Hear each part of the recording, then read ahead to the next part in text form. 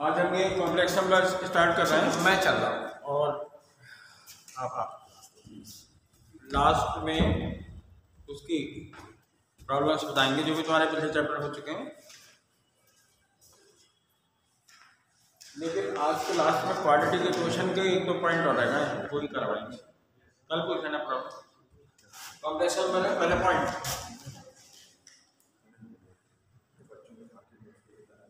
आई किसे एज्यूम किया है। आई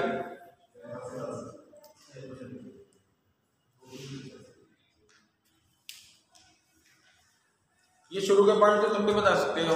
आई किसे आई एज्यूम किया है अंडर रूट माइनस वन। आई स्क्वायर तो आई स्क्वायर की वैल्यू क्या होती है माइनस वन। आई क्यूब की आई स्क्वायर इंटू आई स्क्वायर माइनस वन तो माइनस आई और आई की पावर 4 1। तो ये तीनों तो वैल्यू तुम्हें याद रखनी है। अगर आई होगा तो ऐसी आई की जगह ही मत रखना, आई के टर्म में ही लिख देते हैं ना। अब जैसे ये बताओ under root minus two into under root minus three, ये क्या आएगा सॉल्व होके। Under root minus two into under root minus three, ये सॉल्व होके क्या आएगा।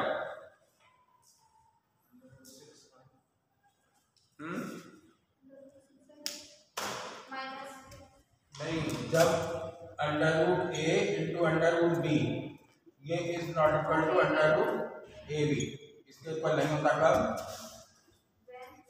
when a लेस देन 0 और b भी लेस देन 0 हो।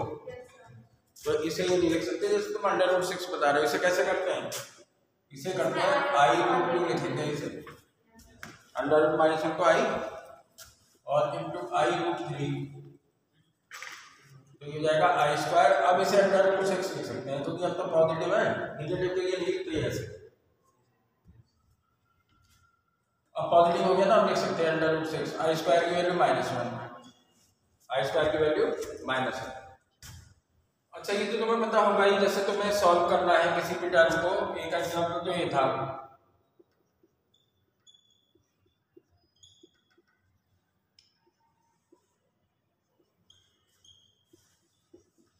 एक ये बताओ आई की पावर 101 आई की पावर 200, ये सॉल्व कर सकते हो, कर सकते हो, करना है सॉल्व।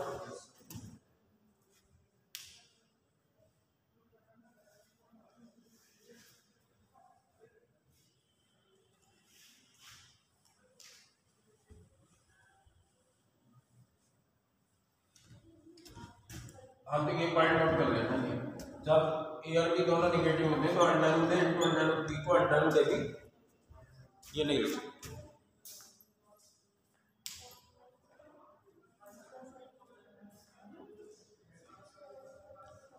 कैसे करते हैं इसे बताओ।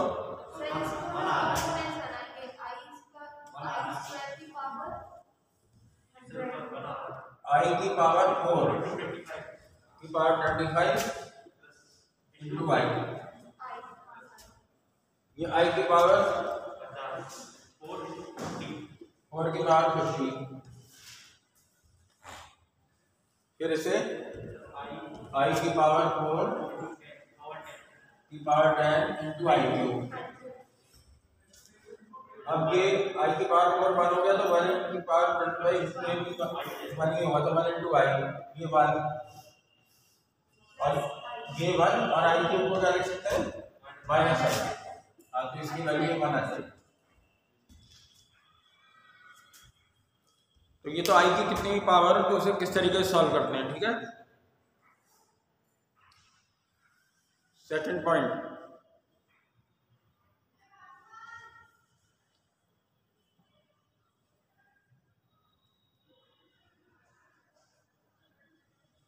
कर लो नोट ये।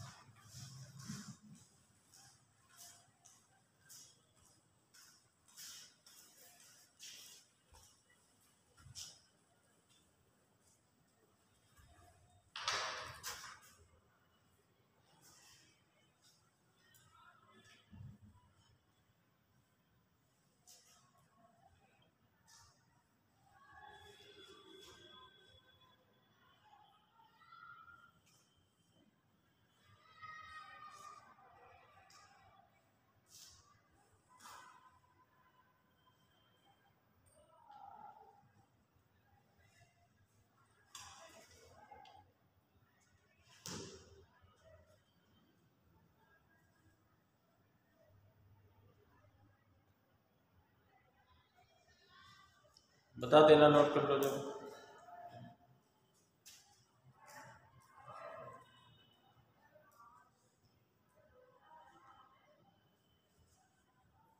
कॉम्प्लेक्स नंबर चैप्टर निकालना है इसमें बुक।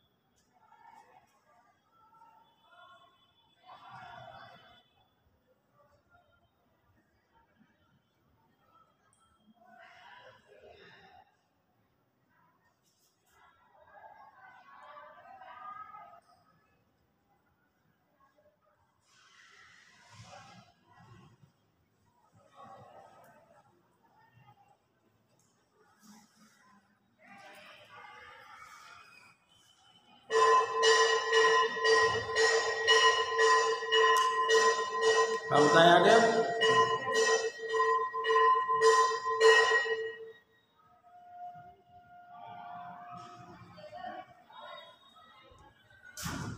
ये नोट कर लिया।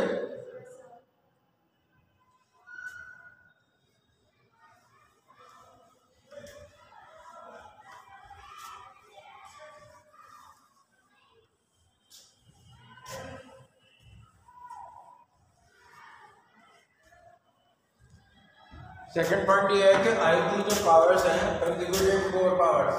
सेकंड पॉइंट, जैसे आई की पावर n, आई की पावर n+1, आई की पावर n+2 और आई की पावर n+3। ये क्या आएगा सॉल्व होके?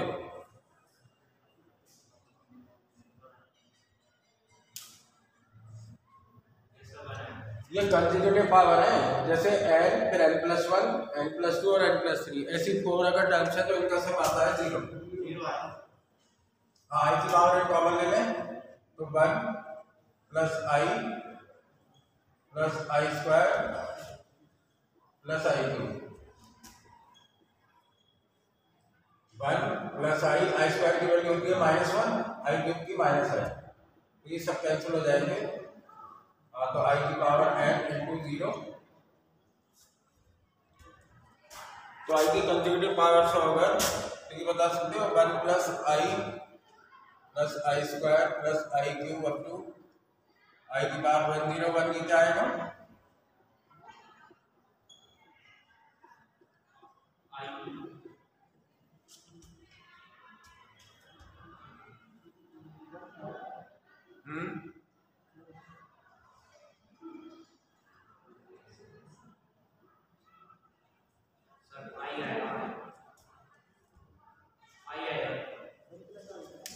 वन प्लस आई आएगा। ये वन तो ऐसे रहेगा।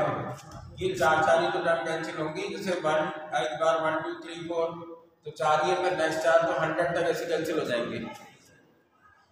ये चार चार टर्म लेकर करेंगे अगर तो 100 तक कैंसिल हो जाएगी सब, तो ये बचेगा। और ऐसे लिख देंगे आई की पावर 4 की पावर 25 × i, तो 1 + i आएगा। तीसरा पॉइंट है, जैसे कॉम्प्लेक्स नंबर होता है z = x + i/, तो x क्या कहलाता है इसका?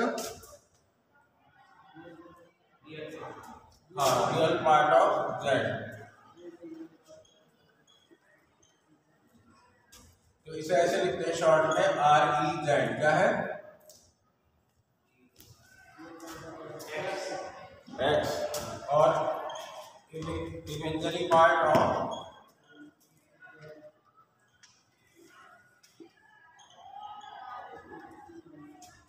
इसे कैसे लिखते हैं शॉर्ट में? IMZ। ये क्या होगा?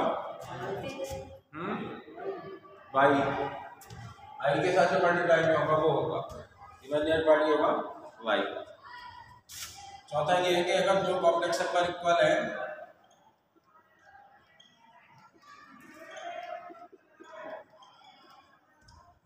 जैसे किसी प्रॉब्लम को सॉल्व करते हुए दिया जाए तो क्या कर सकते हैं, आगे दोनों के रियल पार्ट इक्वल रख देते हैं और दोनों के इमेजिनरी पार्ट इक्वल रख देते हैं। तो दो कॉम्प्लेक्स नंबर इक्वल कब होते हैं, जब दोनों के रियल पार्ट इक्वल हो और दोनों के इमेजिनरी पार्ट इक्वल हो। क्यों होता है ऐसा?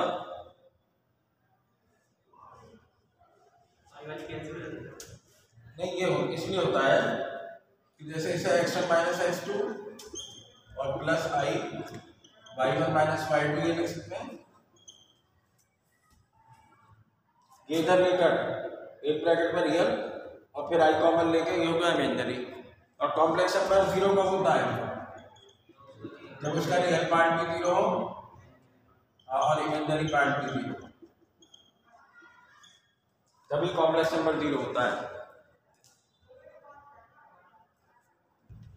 हाँ, तो इससे ही आ जाएगा और इससे ही आ जाएगा। पांचवा पॉइंट,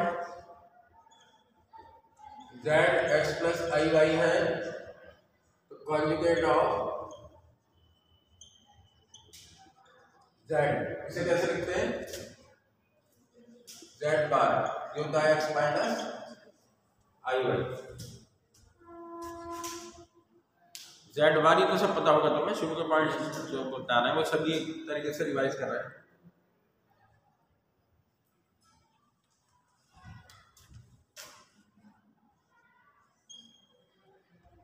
कॉन्जुगेट की कुछ प्रॉपर्टीज हैं, जैसे Z1 प्लस Z2 का कॉन्जुगेट होता है Z1 का कॉन्जुगेट प्लस Z2 का कॉन्जुगेट। Z1 माइनस Z2 का कॉन्जुगेट, Z1 का कॉन्जुगेट माइनस Z2 का कॉन्जुगेट।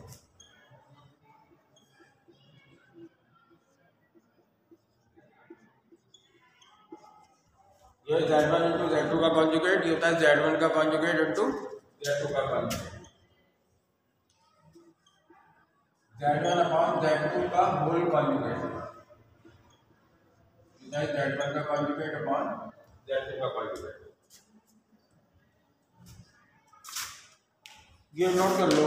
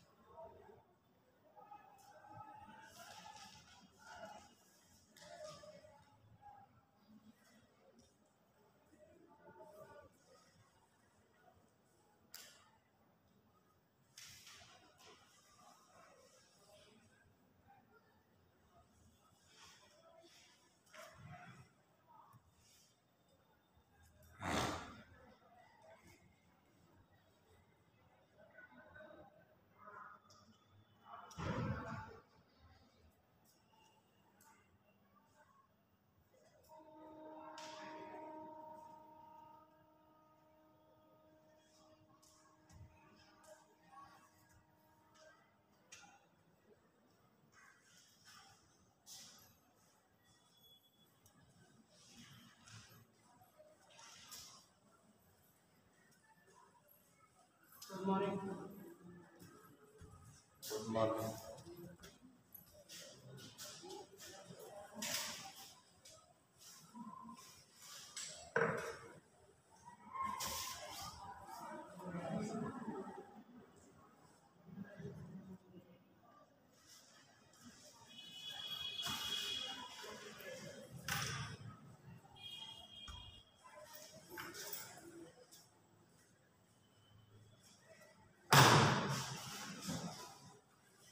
कहाँ तक नोट कर चुके हो?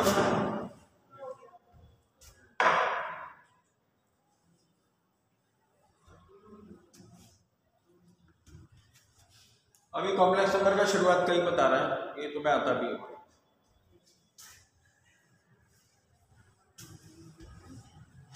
और इसमें देख लेना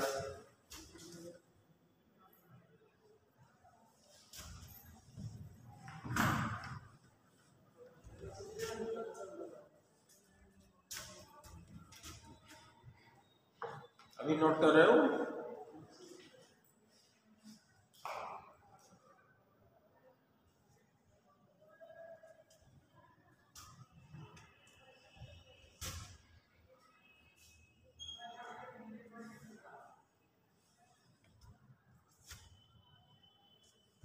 सातवां पॉइंट है multiplicative inverse of a complex number. ये भी पता होगा।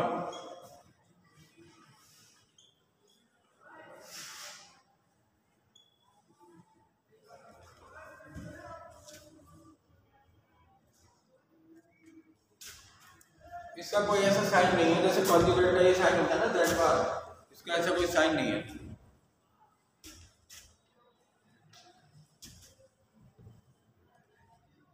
ये पता है एम आई लिखने शॉर्ट में ऊपर तो लिखा है multiplicative inverse of x plus i y क्या होता है?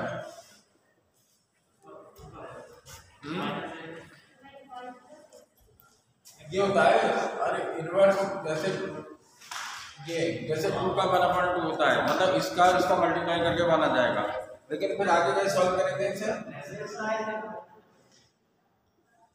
इसे वो कर देंगे कॉन्जुगेट से मल्टीप्लाई और डिवाइड। तो हमेशा करते हैं कॉम्प्लेक्स नंबर में ऐसे ही। अगर अपन को कॉम्प्लेक्स नंबर होता है तो ये डायरेक्ट लिखते हैं x minus I Y x square plus Y square, या ऐसे लिख देंगे x upon x square plus Y square और minus I Y upon x square plus Y square.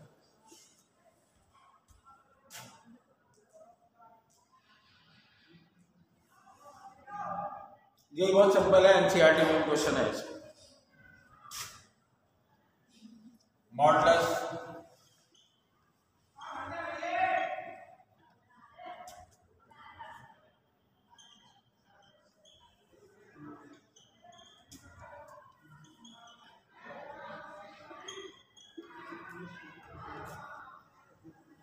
जैसे z है x प्लस आई वाई, तो मॉडुलस का sign ये है, ये क्या होता है यही पता होगा।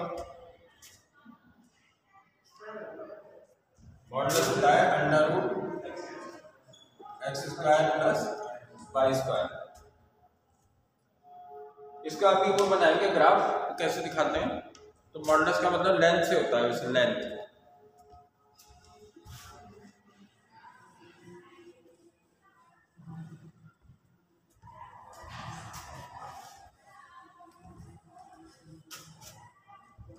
नाइन्थ जो पॉइंट है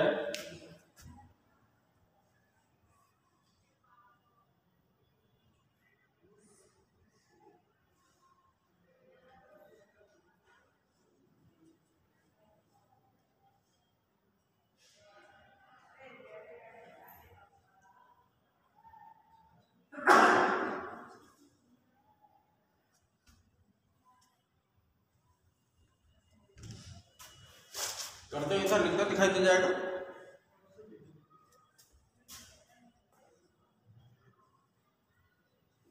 आर्ग्यूमेंट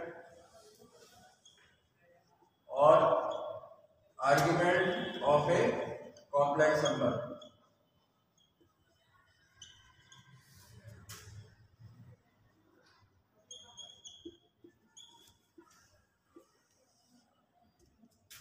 जैसे कॉम्प्लेक्स नंबर है x प्लस आई वाई, तो आर्ग्यूमेंट ऑफ z इसे ऐसे लिख देते हैं।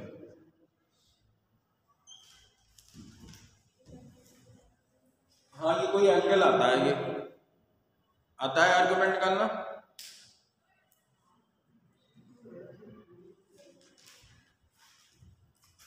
एक पूछते हैं, चलो क्वेश्चन, फिर हम बताएंगे इसे आर्ग्यूमेंट निकालना।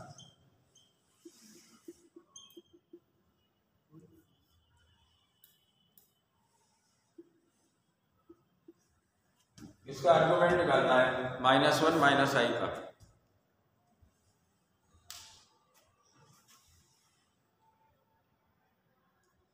फिर इन दोनों को डायग्राम से भी बताएंगे आर्गुमेंट क्या होता है, मॉडुलस क्या होता है।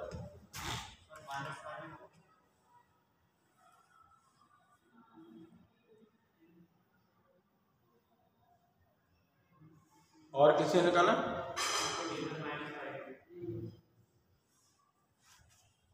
हाँ, तो ये आर्ग्यूमेंट हाँ सही है। और किसी को पूछना है ये किससे किसके बीच में लाई करता है आर्ग्यूमेंट?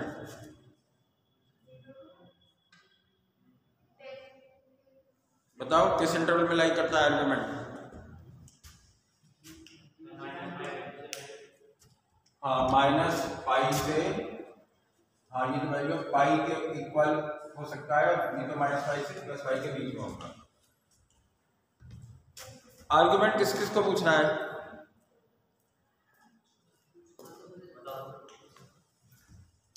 और बताना है, यही लिखेंगे, अभी यही एग्जाम्पल लिख देंगे।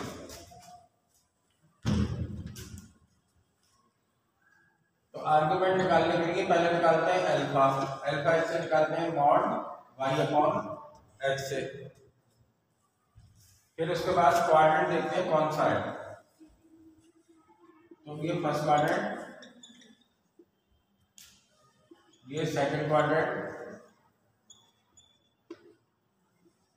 ये थर्ड क्वाड्रेंट,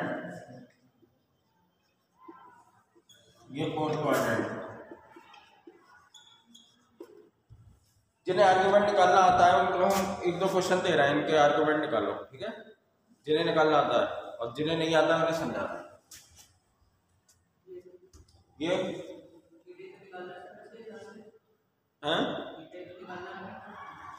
हाँ लिख लो, इसमें होता है थीटा इक्वल टू अल्फा, इसमें होता है theta equal to pi minus alpha, इसमें थीटा इक्वल टू होता है अल्फा माइनस पाई,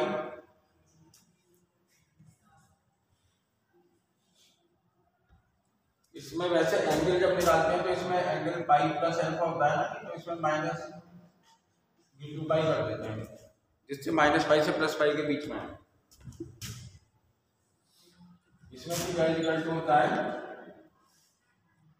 -अल्फा।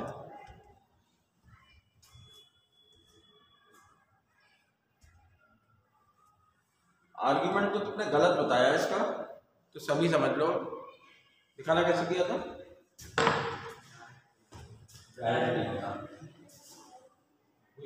इसीलिए आर्ग्यूमेंट नहीं है।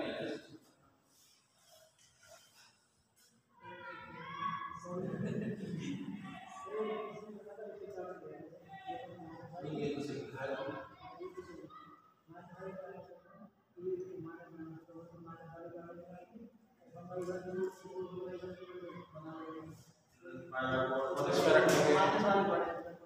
तो अल्फा पाई बाय पर रखेंगे, पाई बाय को माइनस पाई आएगा।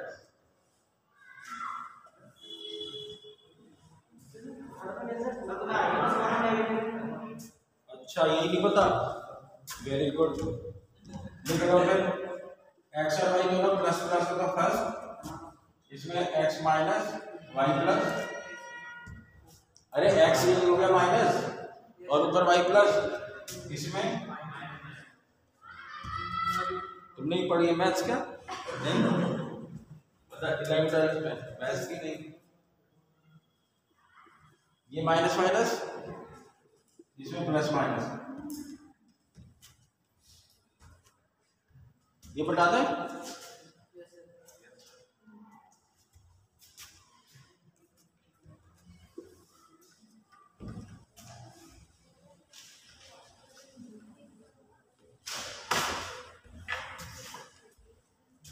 हाँ, ये आर्गुमेंट निकालने के लिए अब एग्जाम्पल जैसे Z1 ले लो, ये तो -1 -i। तो पहले तो इसी में वो तीनों चीजें बता देते हैं। मॉडुलस क्या होगा इसका? अरे मॉडुलस तो वही है, सिंपल, √x² + y², तो ये तो आएगा √2। अब आर्ग्यूमेंट के लिए पहले निकालेंगे tan अल्फा मॉड y/x से।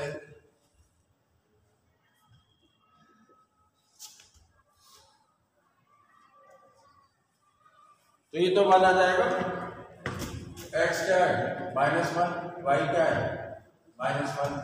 तो यहाँ क्वाड्रेंट भी लिख दिया करो, ये है थर्ड क्वाड्रेंट। ये थर्ड क्वाड्रेंट में tan अल्फा इक्वल टू तो 1 आएगा, -1/-1 मॉड है तो प्लस ही आएगा, तो अल्फा कितना हो जाएगा π/4। अब ये थर्ड क्वाड्रेंट में है, एक्स और वाई से डिसाइड होता है कौन सा क्वाड्रेंट है, इस क्वाड्रेंट में है। तो इसमें अब ये तो अल्फा था, आर्ग्यूमेंट होता है थीटा, अल्फा माइनस π/4 थर्ड में, तो यहाँ π/4 रख देंगे तो π/4 minus pi -3π/4।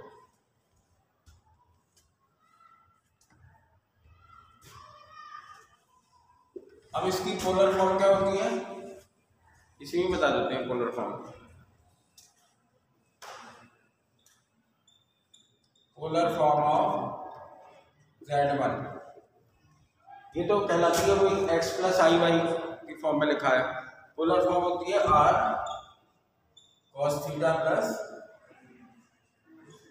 i sin theta. तो r कितना है √2 और cos थीटा ये रख दो -3π/4 प्लस i sin -3π/4। ये आगे समझ में, r का मतलब यही है, इसे r भी कहते हैं और ऐसे भी लिख सकते हैं मॉडुलस। तो एक पोलर फॉर्म का क्वेश्चन दें,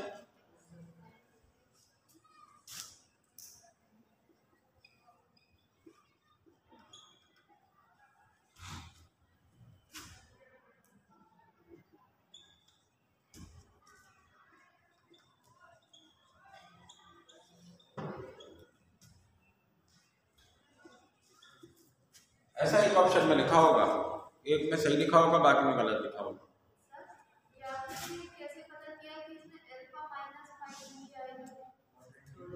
ये x माइनस और y माइनस दोनों माइनस है ना, तो दोनों माइनस होते हैं थर्ड में, इधर चलो x माइनस, नीचे चलोगे y माइनस। तो यहाँ अल्फा में भी यहाँ रखते हैं कि थीटा होता है आर्ग्यूमेंट, पहले अल्फा निकालते हैं फिर थीटा से निकालना, ये आर्ग्यूमेंट देखिए।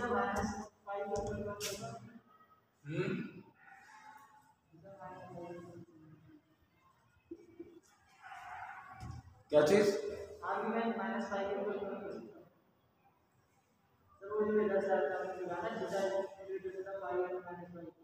हाँ अभी समझा रहे हैं, अभी समझा रहे हैं कि कुछ ऐसा है ना, ये जो यहाँ बताए अब आगे बताएंगे। जैसे ये एंगल होता है थीटा, जब 180 तक तो होता है तो यहाँ से लेते हैं, नहीं तो इधर से मेजर करते हैं। अभी फिगर बना के समझा रहे हैं सब।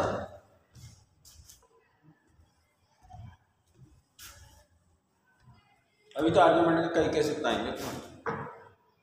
जैसे अब इसी में ही है, इसको पोलर फॉर्म में लिखना है 2 - 3i,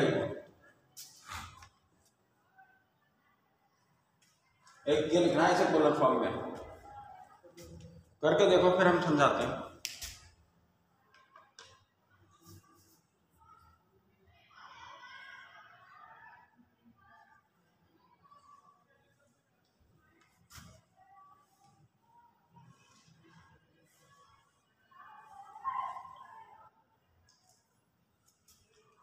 किसी के डाउट हैं?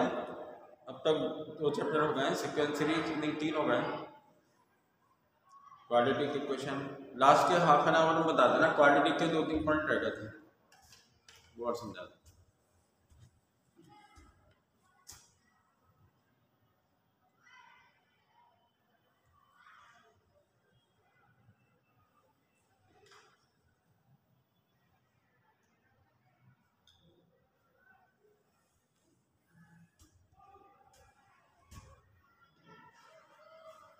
सॉल्व किया किसी ने?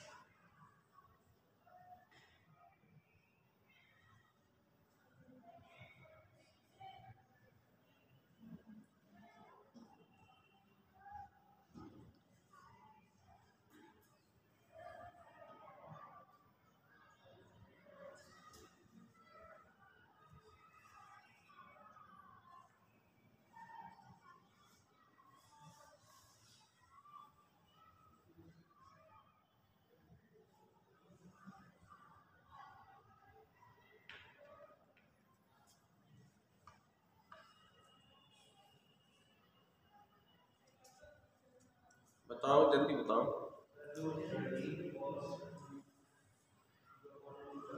हम वहीं आके देख लेते हैं कितनी देर में तुम बोलोगे आंसर।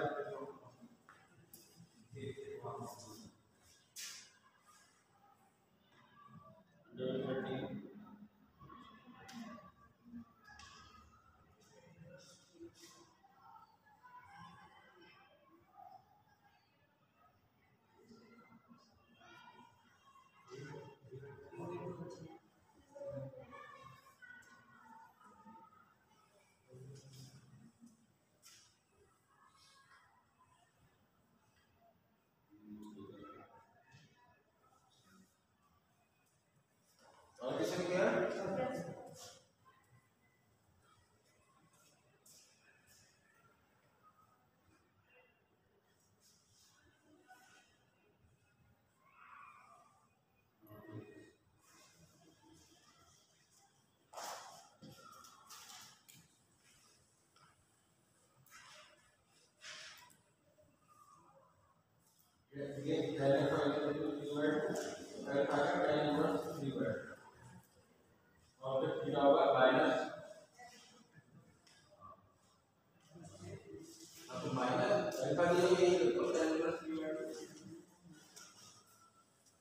हम आंसर लिख देते हैं, किसी का गलत हो तो बता देना। tan अल्फा आएगा 3/2, तो अल्फा होगा tan इनवर्स 3/2। वैसे इनवर्स में लिख देंगे अगर वैल्यू नहीं आनी तो। और थीटा इज इक्वल टू होगा कि कौन सा क्वाड्रेंट है, फोर्थ, तो माइनस अल्फा, तो माइनस tan इनवर्स 3/2। अच्छा, मॉडुलस तो निकाल ही दिया होगा, तो पोलर फॉर्म होती है। आर कितना आया था, √13 और cos माइनस tan इनवर्स 3/2 और plus i sin theta, theta ये क्या है।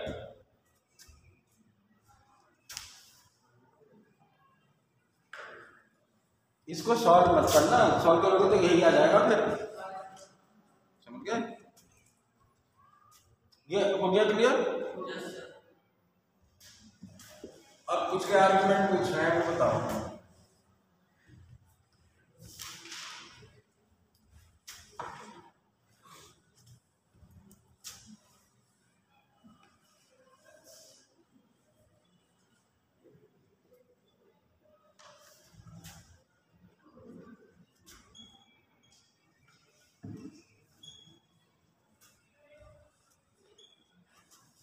फाइंड आर्गुमेंट ऑफ, पहला है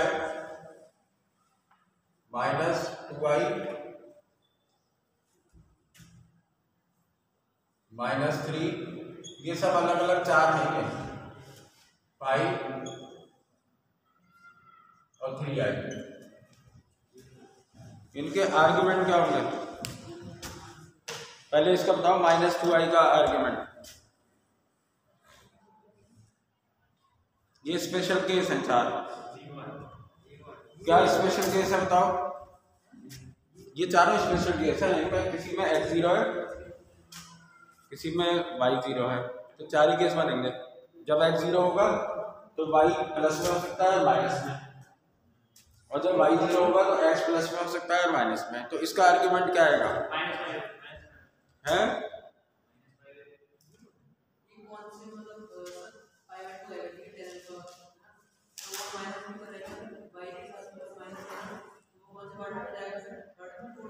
ये, हाँ ये स्पेशल केस है, ये किसी क्वाड्रेंट में नहीं है। हाँ ये किसी क्वाड्रेंट में नहीं है। जैसे पहले वाला है -2i, तो इसे ऑर्डर्ड पेयर में भी लिख सकते हैं। कॉम्प्लेक्स नंबर को ऑर्डर्ड पेयर में कैसे लिखते हैं? 0 -2 x0 y -2। तो अब ये ग्राफ जो होगा इसका बना दो, ये इसे क्या कहते हैं? हैं? नहीं, जब कॉम्प्लेक्स नंबर में करते हैं तो इसे कहते हैं रियल एक्सिस। इसे कहते हैं रियल एक्सिस, एक्स एक्सिस नहीं, इसे कहते हैं इमेजिनरी एक्सिस।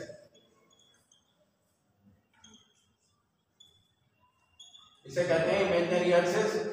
और इस प्लेन को क्या कहते हैं जिसमें ये दोनों होते हैं, जैसे तुम्हें क्या पता है कि जब रियल नंबर में हम एक्स एक्सिस वाई एक्सिस बनाते हैं तो कौन सा प्लेन होता है? हाँ, कार्टेशियन प्लेन होता है वो, इसमें एक्स एक्सिस वाई एक्सिस होते हैं। कार्टेशियन प्लेन, कार्तीय समतल। और जब हम ये कॉम्प्लेक्स नंबर की करते हैं तो ये कौन सा प्लेन है जिसमें रियल और इमेजिनरी एक्सिस दिखा रहे हैं? ये प्लेन होता है आर्गन प्लेन।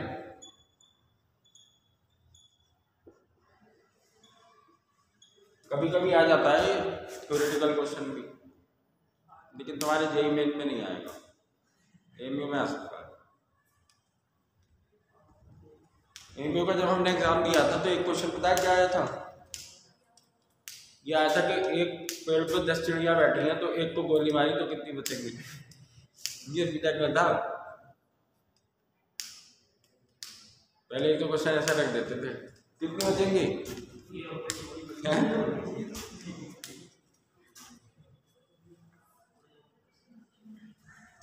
अच्छा ये बताओ, ये ऐसी क्वेश्चन है तुमने सुना भी होगा। ये एक और, ये इसकी ये है 10 मीटर, इसकी हाइट है 10 मीटर। तो कोई भी इसमें मान लो, हाँ तो कितने, हाँ ये ऐसे भी आया था क्वेश्चन, लेकिन अब नहीं आते बेटा, पहले आ जाते थे। देखो ये 0 - 2 का होगा, x 0 y -2, नहीं x 0 है और y -2 है तो कहाँ होगा ये पॉइंट? हाँ यहाँ होगा 0 - 2। अब आर्ग्यूमेंट क्या होता है? ये तो हो गया कॉम्प्लेक्स नंबर, ये वाला कॉम्प्लेक्स नंबर ये हो गया, ओरिजिन से इसको मिला दो इस पॉइंट को। तो यहाँ से एंगल मेजर करते हैं ऐसे, लेकिन अगर ये 180 से ज्यादा हो जाता है तो इधर से मेजर नहीं करते। आर्ग्यूमेंट यही होता है, इधर से जैसे एंटी क्लॉकवाइज चलो, ये 180 से ज्यादा हो गया तो ये 180 से ज्यादा हो गया ना, 270 हो गया। तो अगर 180 तक तो इधर से लेते हैं तो ये नहीं लेंगे, तो इधर से ऐसे लेंगे। अब जब ऐसे मेजर करते हैं तो माइनस भी लेते हैं, तो ये कितना होगा? -5/8। तो इसका फिगर से ही निकलेगा आर्ग्यूमेंट। 180 तक तो ऐसे लेते हैं।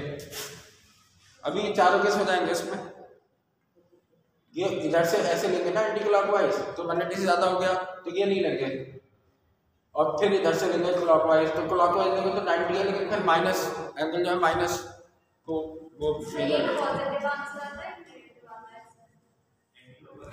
नहीं, अगर 180 तक होता तो प्लस में ही लिखते हैं ऐसे, और अगर इधर 180 से ज्यादा है तो ऐसे मेजर करते हैं इधर से, और जब इधर से मेजर करोगे क्लॉकवाइज तो ये होगा माइनस में, -5/2। तो इसका पोलर फॉर्म भी लिख दो।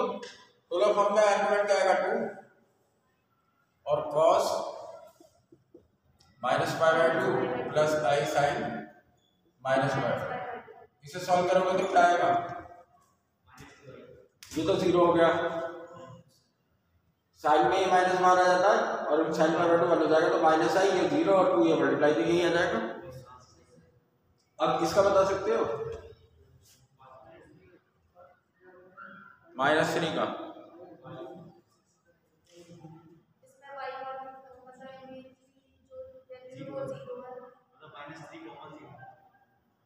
हाँ अब ये पॉइंट लगाओ कहाँ होगा?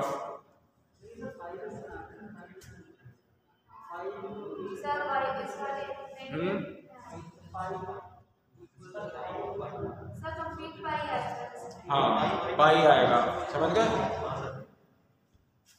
हाँ इसका आएगा पाई।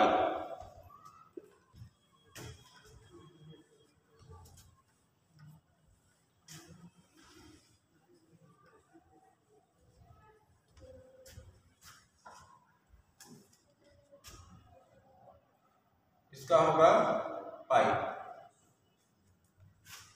क्योंकि ये -3 0 ये यहाँ होगा। अब ओरिजिन से इसे ज्वाइन कर दो तो ये जो एंगल है पाई तक तो ऐसे मेजर करते हैं, इसका क्या होगा?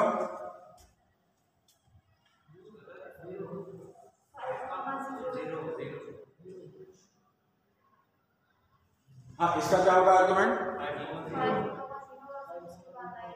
0 होगा, क्योंकि ये इसी डायरेक्शन में आ जाएगा, ये यहीं बना देते हैं 5 0 ये होगा, तो इसी में ये और यहीं से एंगल मेजर करते हैं, तो ये 0 हो जाएगा। इसका 5/2 समझ गए हम? नहीं, ये x 0 है और y +3 है, तो 0 और +3 यहाँ होगा, ओरिजिन से शिमला तो एक कॉम्प्लेक्स नंबर हो गया, तो यहाँ से यहाँ तक का एंगल, तो इसका होगा 5/2।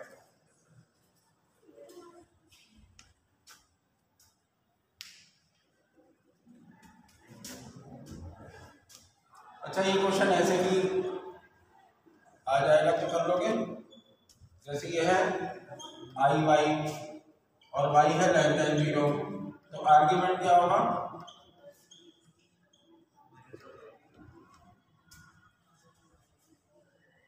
ये जो वाला केस हो गया, कॉम्प्लेक्स नंबर है आई वाई और y नेगेटिव है, तो ये वाला केस हो जाना है, कितना होगा आर्ग्यूमेंट? -5/2। अब आर्ग्यूमेंट की कुछ वो मॉडुलस की कुछ प्रॉपर्टीज हैं,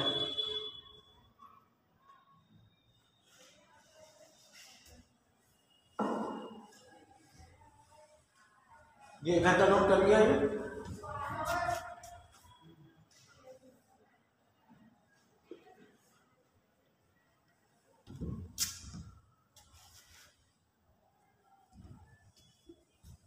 ये सर बता दें,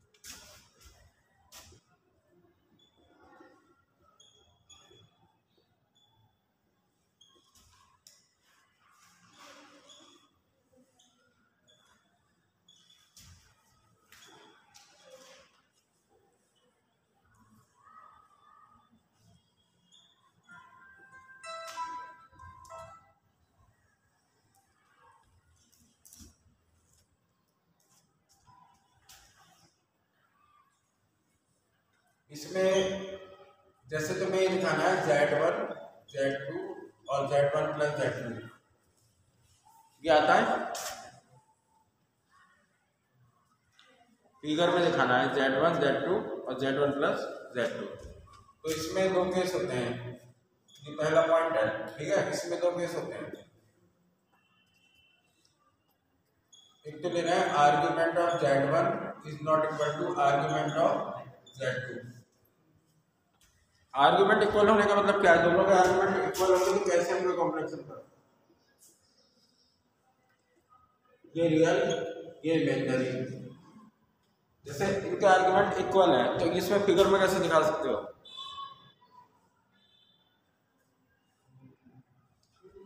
आर्ग्यूमेंट इक्वल है तो इस तरीके से होंगे, जैसे वेक्टर में सेम वेक्टर की तरह है, जैसे ये होंगे इस तरीके से। आर्ग्यूमेंट वाले ये एंगल ही तो होता है, तो आर्ग्यूमेंट इक्वल लगे हैं, तो ये Z1 तो Z2 ऐसे दिखाएंगे, मतलब सेम डायरेक्शन मत रखना, हाँ बिल्कुल वेक्टर की तरह है, तो ये होगा Z1 + Z2।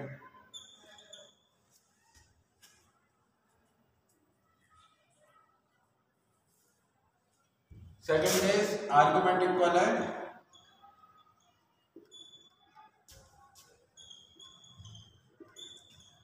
तो जैसे ये Z1 होगा तो इसी डायरेक्शन में आगे Z2 होगा, तो यहां से यहां तक ये क्या हो जाएगा? Z1 + Z2, यहां से यहां तक ये क्या हो जाएगा? Z1। ऐसी वेक्टर में वेक्टर के भी इससे कर सकते हो, सेम क्वेश्चन है बिल्कुल। तो हम इसी फिगर पर क्वेश्चन पूछ रहे हैं, लेकिन दूसरी और फिगर बताते हैं। Z1 Z2 तो Z1 माइनस Z2, इसमें भी दो कंडीशन है, आर्ग्यूमेंट पहले इक्वल नहीं ले रहे हैं, ये दिखा सकते हो Z1 Z2 और Z1 माइनस Z2। हाँ, ये Z1 जैसे ये है और Z2 ये है, तो ये हो गया माइनस Z2, सेम लेंथ रखना, अपोजिट डायरेक्शन कर देना। अब ये तो Z1 है, अब इसको इससे Z कर देंगे तो ये जाएगा Z1, ये हो जाएगा ना Z1 प्लस और माइनस Z2, तो Z1 माइनस Z2 ये होगा। और इसकी फिगर अगर आर्ग्यूमेंट सेम है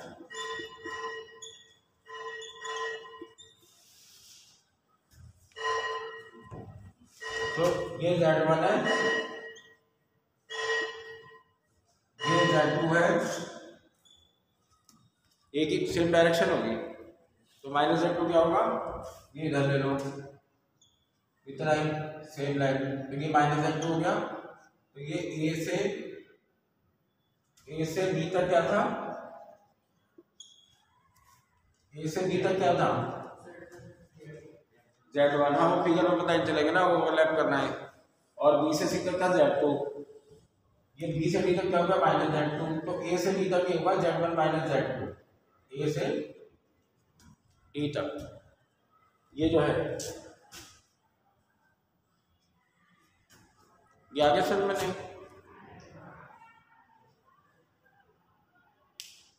अब इन फिगर पे कुछ क्वेश्चन बताओ।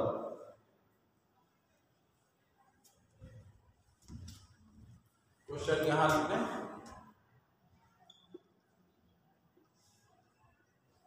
Modulus of Z1 modulus of Z2 और modulus of Z1 plus Z2 ये तीनों इक्वल है, तो ये बताना है एंगल बिटवीन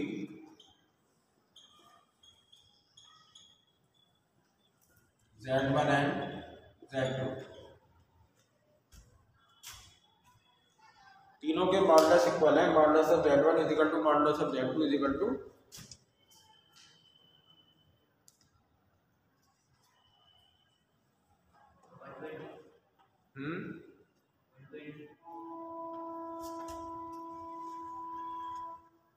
120। किसका आंसर है,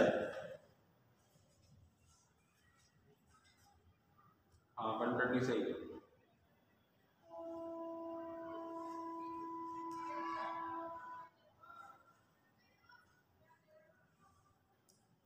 और किसी ने किया ये,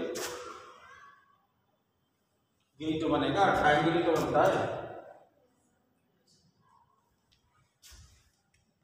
तो ये हो गया Z1, तो ऐसे बनाना है तुम्हें, लेंथ की तो होती है आर्ग्यूमेंट Z2 और Z1 प्लस Z2 की लेंथ तीनों की इक्वल है, तो कौन सा ट्रायंगल बनेगा, राइट एंगल ट्रायंगल, वो इक्विलेटरल ट्रायंगल। तो इक्विलेटरल ट्रायंगल है तो ये एंगल कितना होगा 60 डिग्री, ये ट्रायंगल बनेगा ना, तीनों की लेंथ इक्वल है, लेंथ की तो होती है मॉडुलस का मतलब, ये एंगल कितना होगा 60 डिग्री। तो ऐसे देखते हैं, दो कॉम्प्लेक्स नंबर के बीच का एंगल, इसे Z1 को इधर ले लो, जैसे वेक्टर में देखते हैं एक ही पॉइंट से स्टार्ट होना चाहिए, तो Z2 को स्टार्ट हो रहा है यहाँ से, Z1 को ऐसे आगे दिखा दो, तो इनके बीच का एंगल होगा 120 डिग्री।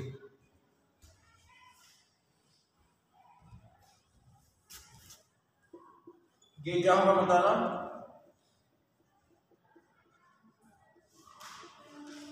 ये तीनों इक्वल है, तो angle between Z1 and Z2 क्या होगा, ये वेक्टर में भी है क्वेश्चन,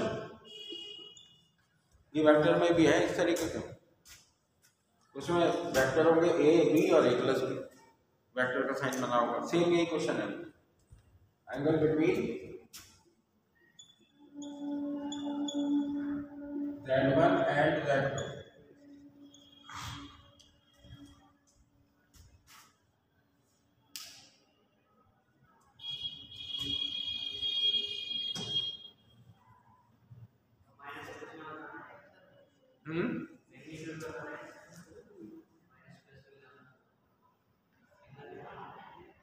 Z1 Z2 के बीच का एंगल बताना है,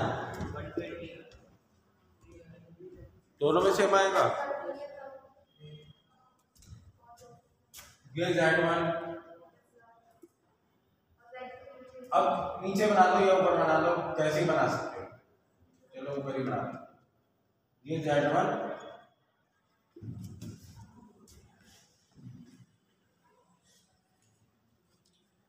तो मैं ये तो बताऊंगा कि अगर Z मतलब Z2 का मॉडुलस और -Z2 का इक्वल होता है लेंथ, देखो यहाँ पे दिखाई दी ना, Z2 की लेंथ और -Z2 की लेंथ ये इक्वल होती है, तो Z1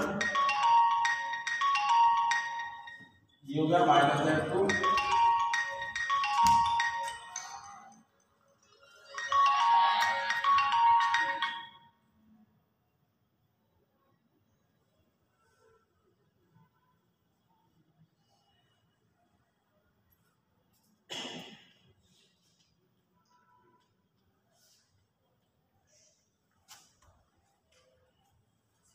तो ये होगा Z1 -Z2, मतलब तीनों की लेंथ सेम रखनी थी।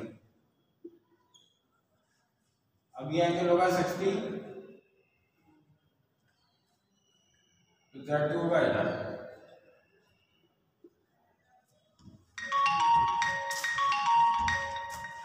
अब ये दोनों एक ही पॉइंट से स्टार्ट होने चाहिए,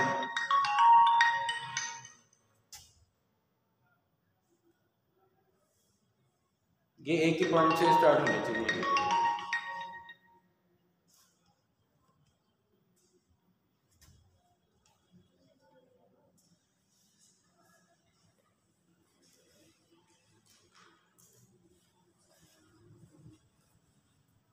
हाँ तो Z1 Z2 के बीच का एंगल क्या हुआ?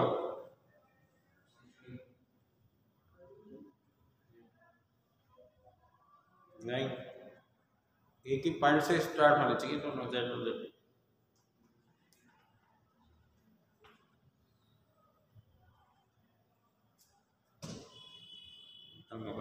पता कैसे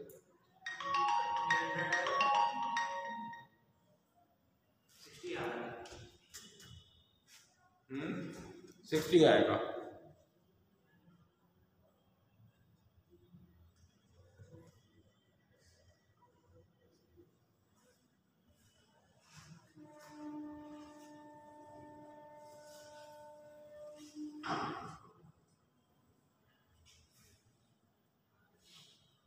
कितना आएगा? 60 डिग्री आगे समझ में।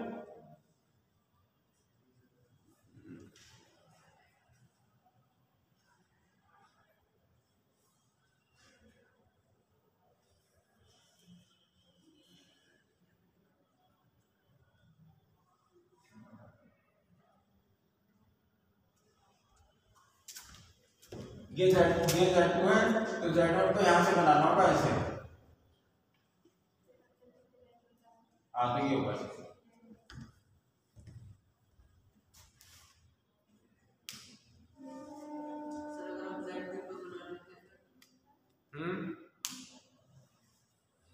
नहीं, ये Z2 बनाओगे तो ये Z1 + Z2 होगा, तो मैं चाहिए Z1 - Z2।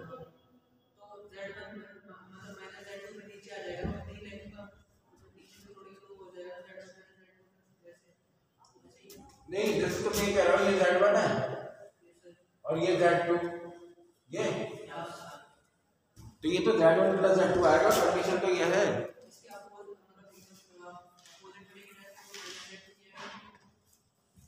तो ये लेंथ इक्वल नहीं होंगे तीनों,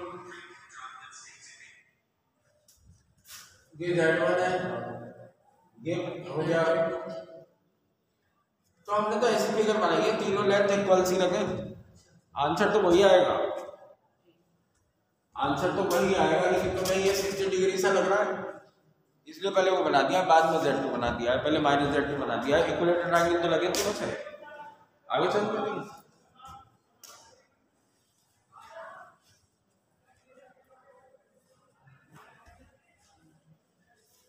अच्छा, ये कुछ फिगर बताना है जिनसे ये फिगर से ही क्वेश्चन हो जाएंगे, और ये दोनों में एक साथ है, कॉम्प्लेक्स उसमें भी है, वेक्टर में भी सेम क्वेश्चन है। ये बता सकते हो, एक क्वेश्चन और पूछ रहे हैं, Z1 प्लस Z2 का एंगल और Z1 माइनस Z2 मॉडुलस ये इक्वल है, तो angle between Z1 and Z2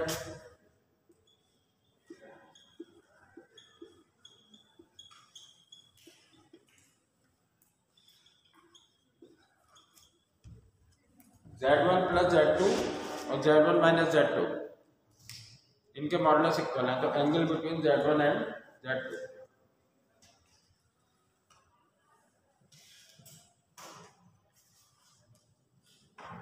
ये वेक्टर में भी वही यही पॉइंट्स हैं, तो अब वेक्टर में ये पॉइंट्स नहीं बताएंगे, ये खाओगे तो रिपीट कर देंगे एक बार, लेकिन सेम क्वेश्चन है वेक्टर में। ये भी क्वेश्चन आया है ये भी। हाँ π/2।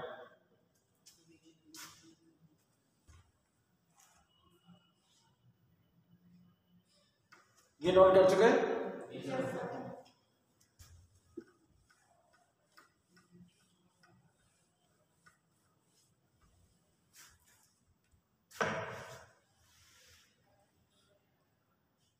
तुम अपने क्वेश्चन निकाल लेना सीक्वेंस सीरीज के अभी।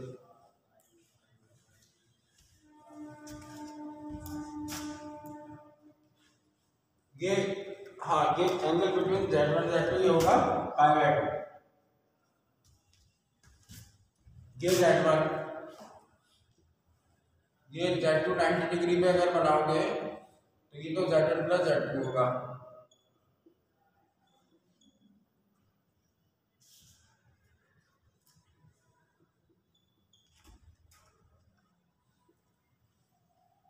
ये होगा Z1 माइनस Z2, तो दोनों की लेंथ इक्वल होगी। ये अगर 90 डिग्री का एंगल होगा तो दोनों की लेंथ इक्वल होगी। जैसे ये 4 है ये 3 है और नीचे भी तुम 3 बना लो तो ये भी 5 आएगा ये भी 5 आएगा। और अगर दूसरी फिगर एक और कर लो, ये भी इंपॉर्टेंट फिगर है, ये भी नोट कर लेना थर्ड पॉइंट में, तीसरे पॉइंट में।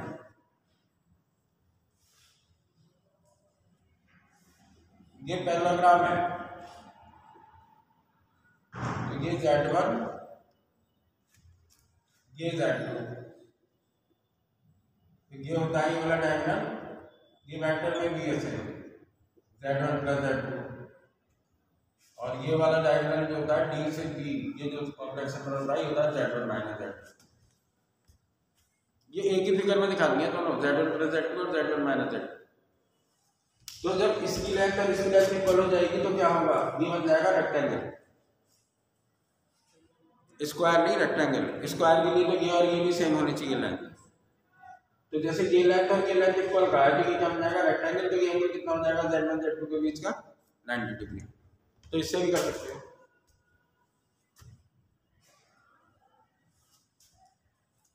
चौथा पॉइंट है इसमें ZIZ and Z plus IZ, ये कैसा ट्रायंगल बनाएंगे, ये तीनों ZIZ and Z plus IZ।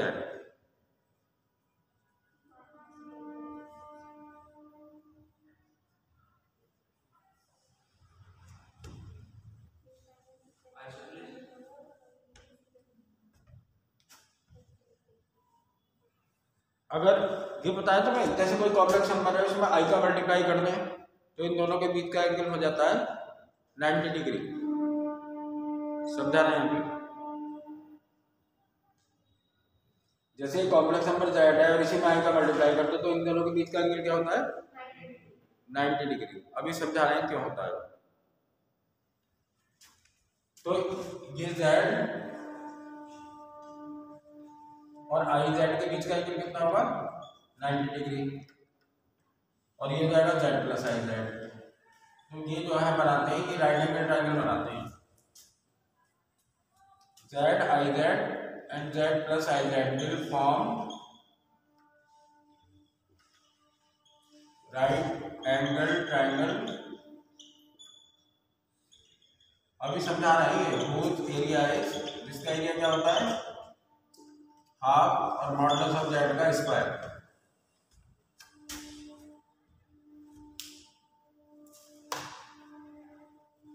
इन दोनों के बीच का एंगल 90 डिग्री क्यों होता है? जैसे ये ए है, ये बी है और ये सी है, ठीक है। तो तुम्हें ए बी की लेंथ को क्या लिखोगे? ए बी की लेंथ क्या लिखोगे? ए बी की लेंथ जैसे ये लिखनी है तो क्या लिखोगे? अरे ये साइड की लेंथ जो लिखते हैं ये, तो इसकी लेंथ है,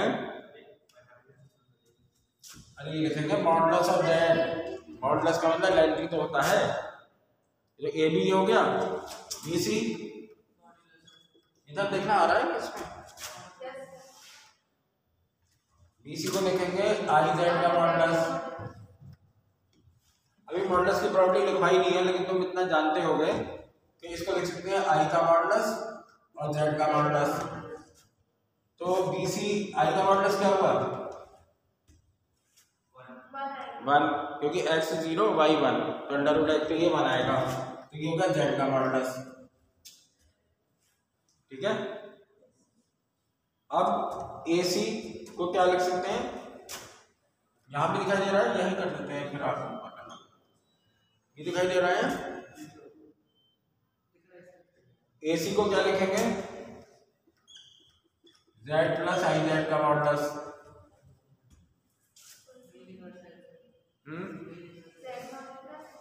यहाँ नहीं दिखाई दे रहा, यहाँ तक दे रहा है।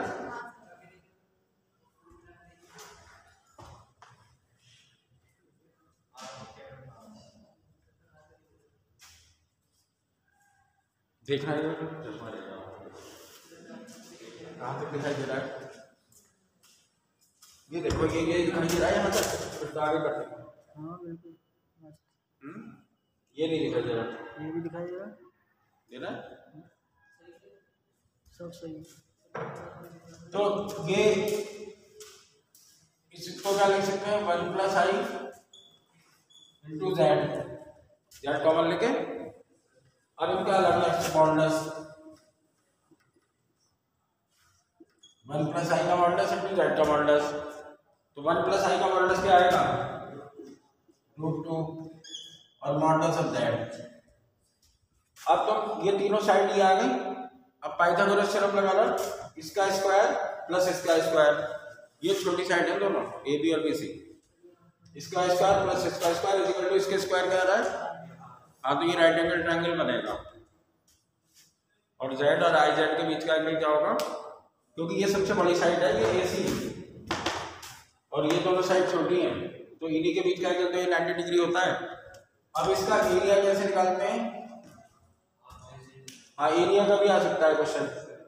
हाफ बेस, बेस का मतलब मॉडुलस ऑफ जेड, और इनटू हाइट ये होती है, ये भी है कि मॉडुलस ऑफ जेड, तो हाफ मॉडुलस ऑफ जेड का स्क्वायर। आगे समझ में नहीं?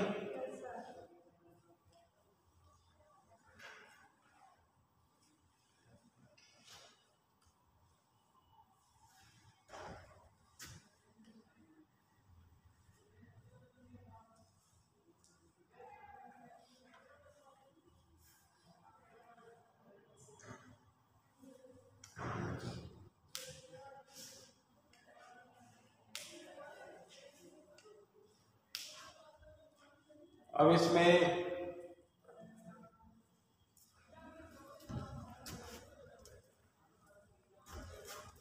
ये नोट कर रहे हो अभी? ये नोट कर लिया ऊपर का या नहीं?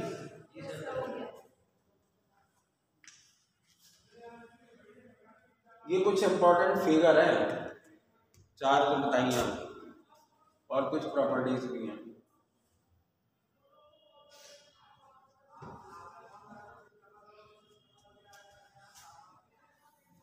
ये ऊपर का ये नोट कर लिया।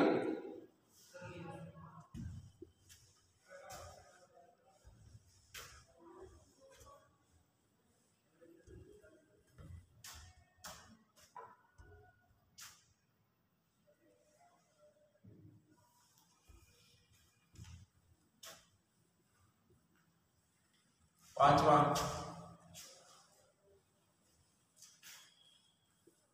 Z1 इंटू Z2 का मॉडुलस क्या होता है? मॉडुलस ऑफ Z1, ये भी यूज करा था इसमें, अगर यही ऐसे भी लिख सकते हैं,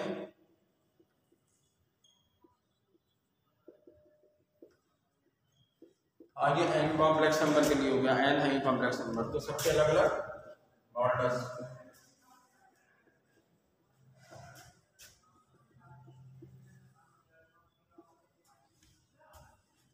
अगर इन सबको इक्वल ले लें, z1 is equal to z2 is equal to z3 और ये सारे इक्वल हो जाए z के, तो क्या बनेगा, ये सभी z के इक्वल ले लें तो इधर क्या आएगा,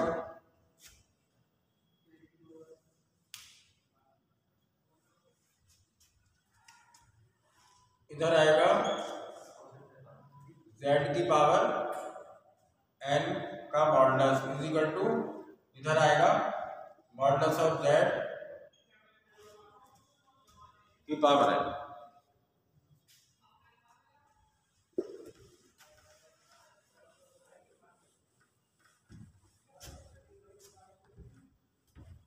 जैसे कि है 1 प्लस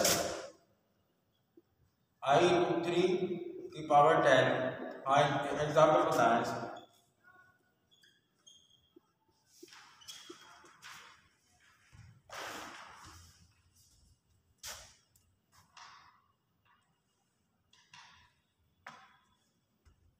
अभी 10 मिनट बच्चे तुम्हारी प्रॉब्लम बता देंगे, उसके बाद निकाल ली हो मोबाइल में। तो इसे क्या लिख सकते हैं, इसका मॉडुलस पूछा है, तो इसकी पावर 10 तो कर नहीं पाओगे, तो बाइनोमियल थ्योरम से करोगे तो 11 टर्म आएंगी, तो ऐसे तो सॉल्व, तो इसको अगर ये कर लो 1 प्लस i√3 की पावर 10, ये लिख दिया इस प्रॉपर्टी से। अब तुम्हें केवल इसका मॉडुलस निकालना है, उसकी पावर 10 हो जाए, तो इसका मॉडुलस क्या आएगा, अंडर इसका स्क्वायर प्लस इसका स्क्वायर 2 की पावर 10।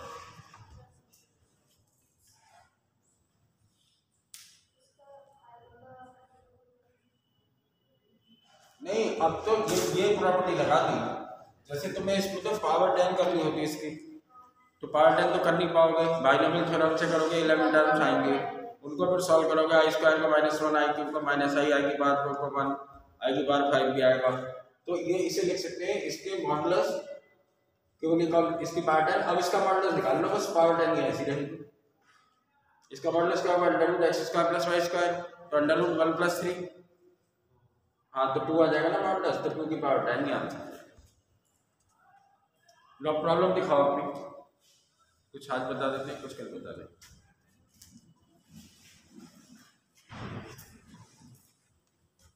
1 2 3 4 है, ये भी देख लेंगे, चलो ने शॉर्टकट से कैसे करते हैं, जो बच्चे अभी इनसे आए।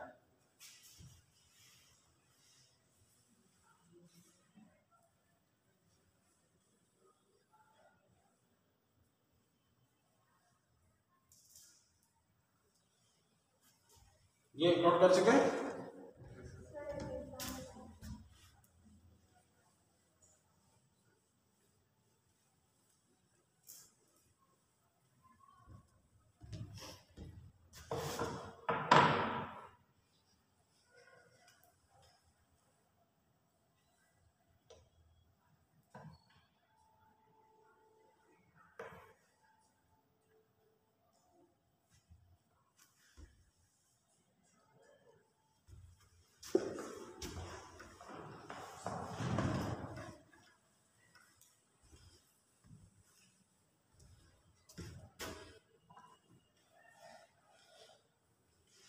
पहली वाली समझ में आ गई होगी, ये क्वेश्चन है।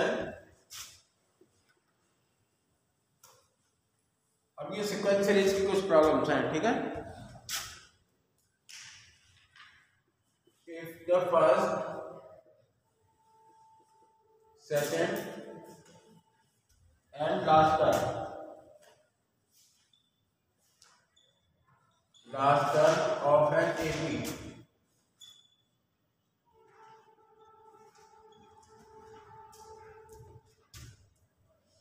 are A, B and C,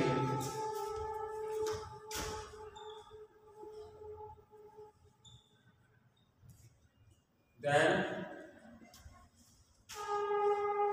number of terms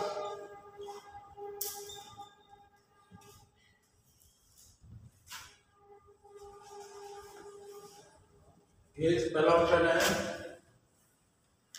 b plus C minus 2a upon b minus ए।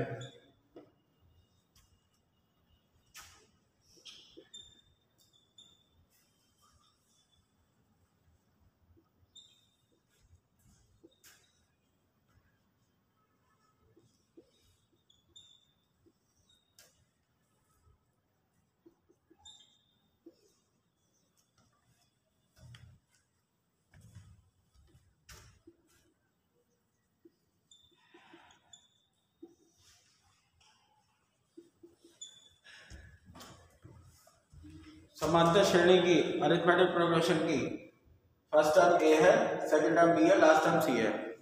तो इसे कैसे करोगे? शॉर्टकट से ही कर दो,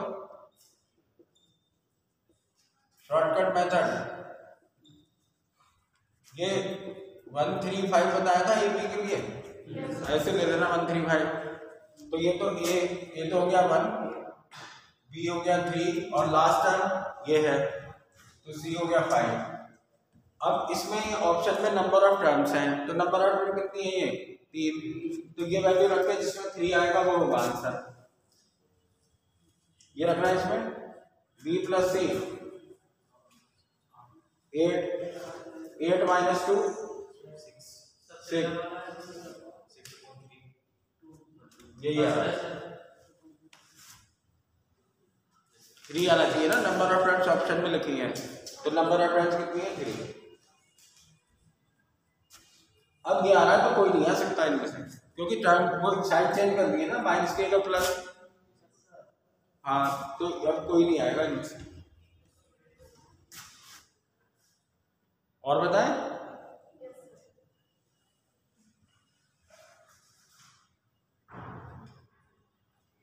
ये 5 मिनट और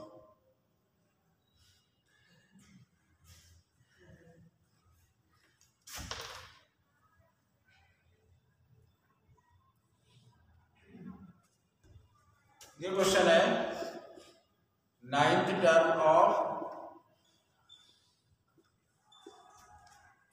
ए बी इज 0।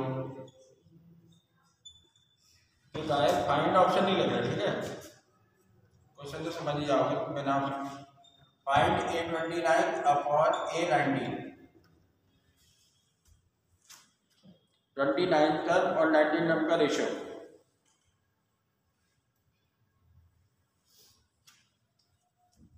तो 9 टर्म 0 है, 9 टर्म क्या होगी? a plus 8d is equal to 0, तो a is equal to minus 8d। अब जैसे ये कंडीशन है ना, एक इसी से वैल्यू निकाल दो, इसे पुट कर देना। जैसे ये क्या आएगा? A29 ये होगा a plus 28d, a plus 18d। अब एक ही अगर हम तो माइनस 8d,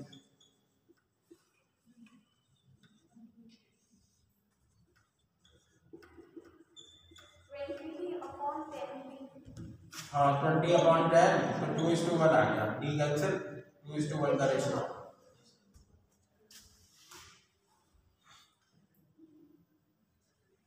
अभी तो हो जाएगा एक क्वेश्चन और ये करना ही है।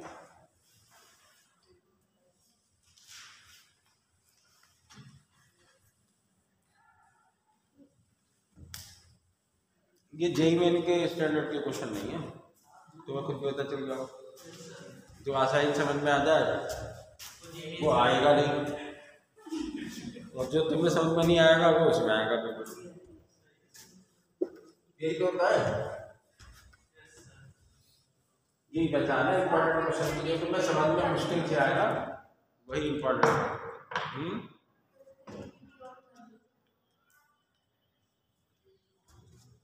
ये क्वेश्चन है -8 प्लस 18 आई, ये तो फर्स्ट टर्म है।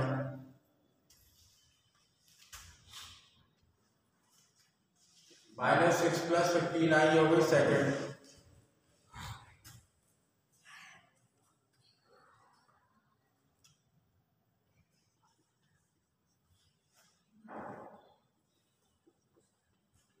ये क्या है? प्योरली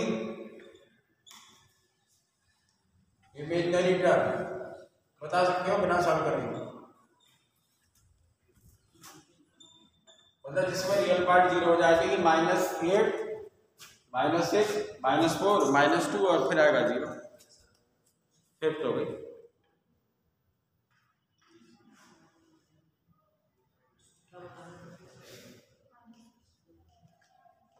अरे प्योरली इमेजिनरी टर्म पूछिए, प्योरली इमेजिनरी जिसमें ये नहीं होगा, ये 0 हो जाएगा। तो पहली में -8 है, दूसरे -6 है, -2 है, -4 है, फिर -2 फिर 0। फिफ्थ हो गई। कौन सी हो गई? फिफ्थ।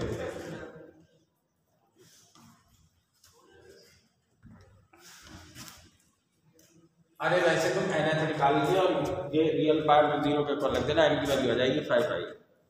nth टर्म निकाल के तो ये तो ये हो गया। कॉमन डिफरेंस कितना है?